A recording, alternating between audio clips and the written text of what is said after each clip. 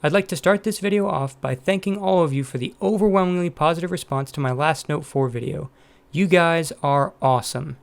Today, I have a sneak peek at a feature that hasn't received much attention, the new Photo Note app.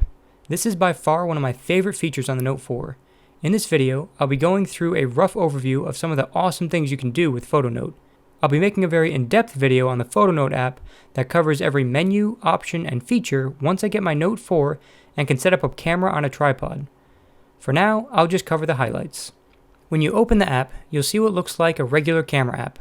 There's an option to turn the grid on and off, an option to turn the flash on and off, a shutter button, a gallery button, and a button that toggles between manual and automatic modes. I'll cover what the difference is between manual and automatic later on in this video. Instead of using the default picture at the demo station, I wanted to see if this really worked on images taken in real life, not just an optimized demo image. So, I drew up some random graphs and equations on a whiteboard, took a picture of that, then beamed the photos onto the Galaxy Note 4. If you're an iPhone user, think of beaming like using AirDrop. Anyway, on the bottom left of the app, there's a gallery icon. When you tap that icon, it takes you to your gallery where you can select any photo you have on your device. Tapping a photo will open it in the Photo Note app with a blue rectangle around it. This is the same thing you will see if you took a photo from within the app on manual mode. Drag these corners to match the angle that the photo is taken at. This is used to help the app reorient the image to make it look like the photo was taken from directly in front of the whiteboard. If the blue lines turn red, that means the app won't be able to properly modify the image. Simply adjust the corners until it becomes blue again. You can also use your finger to modify the blue box. Once you're satisfied, tap the check mark at the top right of the screen. The app will reorient the image and a new blue box will appear. This box is used to isolate certain parts of the image that you want to remove the background from to make it easier to edit.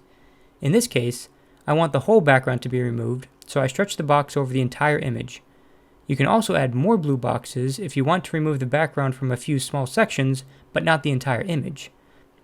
This toggle enables or disables the Remove Background option. Each new box you add will have its own toggle. A white box means it won't remove the background, and a blue box means it will remove the background. Once you hit the check mark at the top right, the background will be removed, but the colors will remain intact.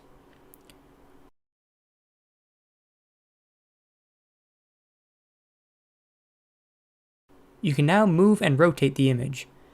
As you can see, I didn't do the best job lining the first blue box up with the angle of the picture, so the graphs are a bit slanted. If you drag the blue circle close to the image, the angle will change in 5-degree increments. However, if you pull further away, you can adjust the angle by a single degree at a time. That works out well for me because I only needed to rotate the image by 2 degrees. Once you're happy with the angle, tap the Convert to Edit icon. This converts the photo to a vector image so you can edit each part of the image individually. From here, you can erase everything you don't need. There are 2 ways to erase something. You can erase with a circular eraser with a variable size, or erase by line. Since I want to erase lines, it makes more sense to use that option here. I can also move the equations by going into selection mode. If a section is too small for me to accurately select, then I can double tap the screen to enter zoom mode, then pinch in and out to zoom further in or out. I can also drag around the image with a single finger.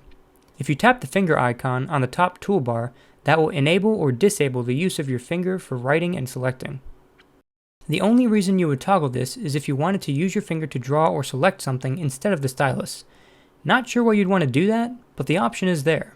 This does bring up a very important thing though.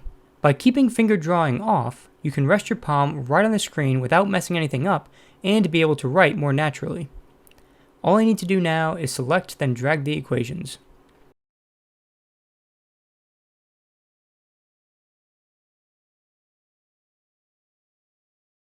I can then select the whole image and resize it.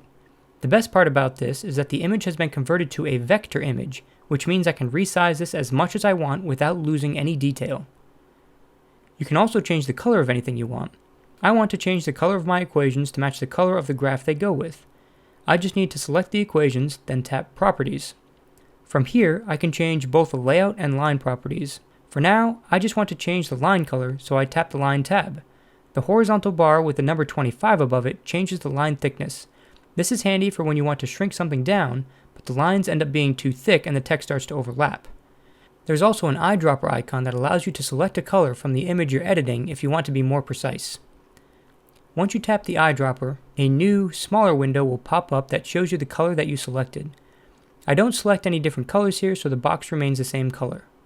Once you've selected the color, just tap the color in the new window to go back into the properties. Tap outside of the properties window to exit. I'm going to do the same with the other equation now. Now let's say you want to see what the graphs look like overlaid on top of each other. Simply select a graph and drag it onto the other graph.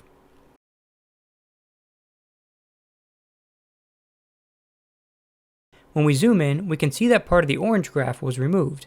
We can easily add that back in by switching. Tap the pen icon once to select the pen tool, then a second time to go into the pen settings. Here, you can select a wide variety of writing tools that I will cover in my in-depth S Pen guide later on. For now, I just want to change the color to match the graph. To leave the pen settings, tap the X at the top right corner of the window. If you tap outside of the window, you will start drawing like I did. Simply tap the undo button once if you make the same mistake. Now, all I need to do is draw in the missing segment and I'm done. I also don't need the extra dollar symbol anymore. I can easily erase that by tapping the erase icon and wiping the dollar sign away. Now I want to move the other equation below the graph to keep everything more compact. Let's use the lasso selector tool this time. Tap the selection icon at the top twice, once to enter selection mode, then once more to enter the selection mode settings. The options here are pretty self-explanatory. Either select objects by dragging a rectangle around them, or by drawing a shape around what you want. You can also delete objects by selecting them, then tapping delete.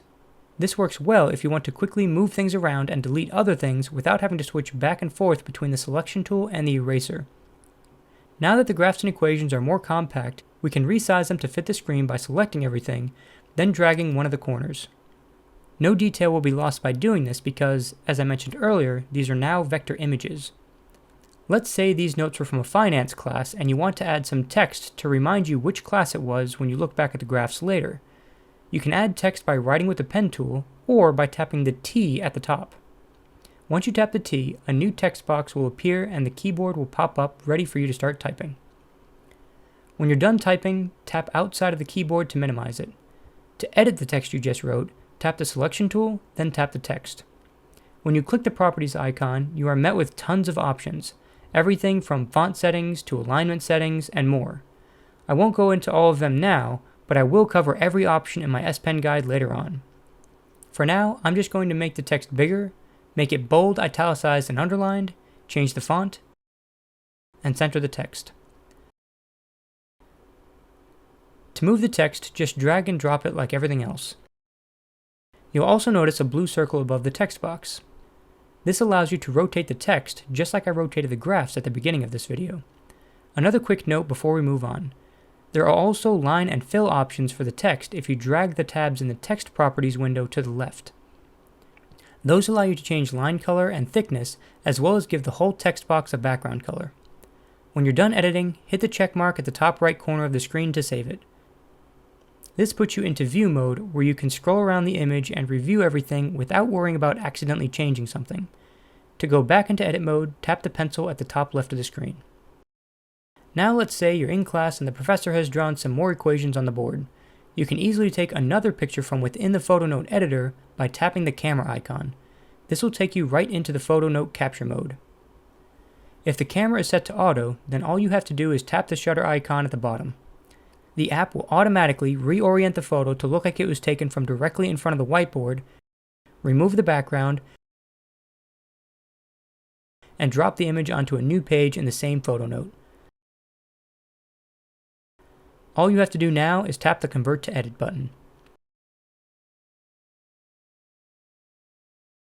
Let's say these equations are directly related to the graphs you had on the other page. You can select them with the lasso tool, cut them, create a new page by tapping the plus icon, then paste them on the new page.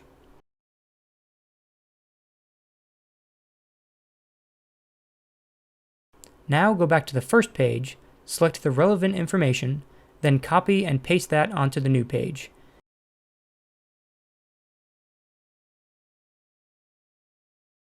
It's as easy as that. Even though this was a longer video, I'm still only scratching the surface of all the amazing things you can do with the PhotoNote app. In a later video, I'll show you all of the options, shortcuts, submenus, features, how to embed a resizable video, and even how to make scrapbook pages that you can post to Facebook, all from within PhotoNote. Also, if you missed my last video on the 240 frame per second recording with the Note 4, you can click the Note 4 in the video. One more thing. Let me know what you guys want to know about the Note 4 and I'll be sure to make a video about it. I'll be doing an entire Note 4 video series to cover anything and everything, so no request is too small or too big. Except for drop tests, or throw tests, or microwave tests, or any test that involves me trying to break my phone. Aside from those, let me know in the comments below, and I'll see you guys in my next video.